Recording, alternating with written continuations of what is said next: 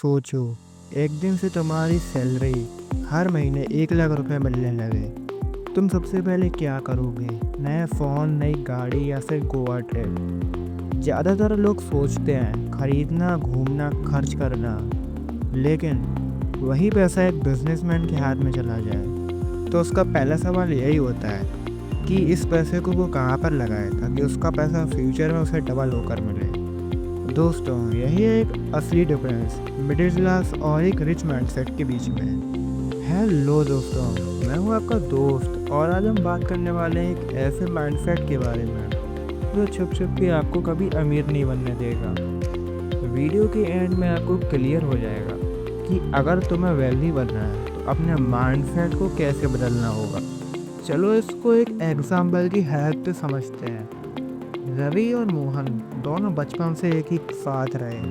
दोनों ने एक ही कॉलेज से पढ़ाई की और दोनों की एक ही कंपनी में जॉब भी लग गई। सैलरी दोनों की 30,000 रुपये महीने।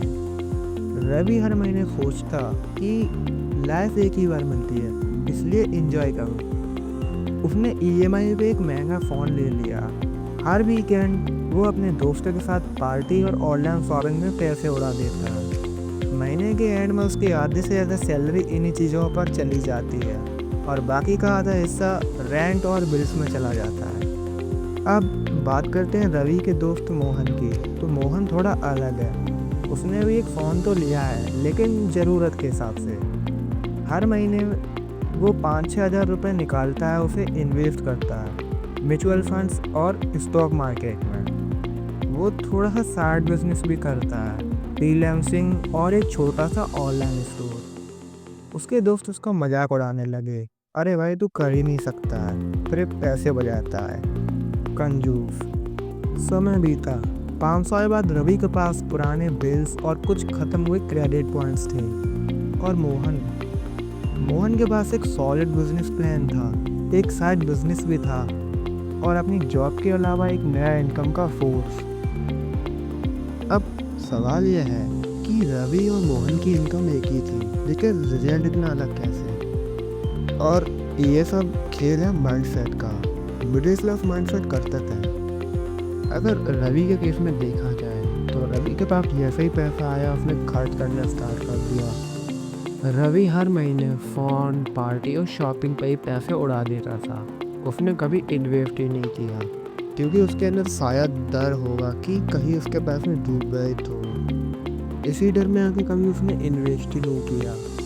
और सेकंड चीज़ वो हमें यहाँ पे देखने को मिलती है कि उसने कभी सेकंड जॉब या बिजनेस के लिए कभी ट्राई नहीं किया। आई थिंक जॉब पर भरोसा।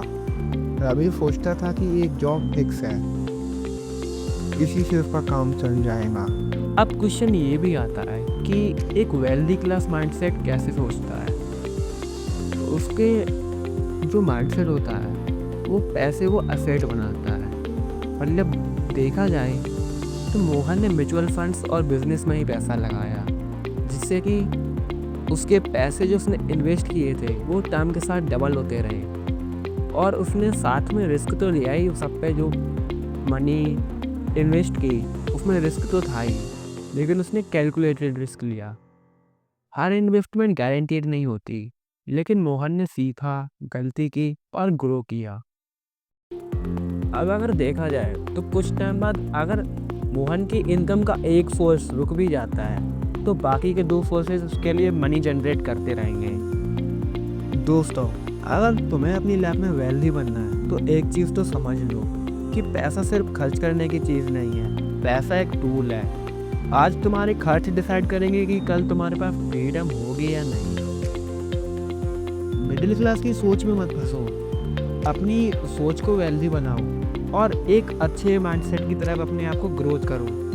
अगर तुम्हें ये वीडियो पसंद आई तो लाइक करो, दोस्तों को शेयर करो और कमेंट में बताओ तुम्हारी सैलरी या पॉकेट मनी आती है तो तुम सबसे पहले उसे कहाँ पर खर्च करते हो। और हाँ, ऐसी और वीडियो के लिए चैनल को सब्सक्राइब कर लो, क्योंकि यहाँ पर जो कंटेंट आएगा वो आपको हेल्प करेगा आपको फ्यूचर को बेटर बनाने में और आपकी ग्रोथ में।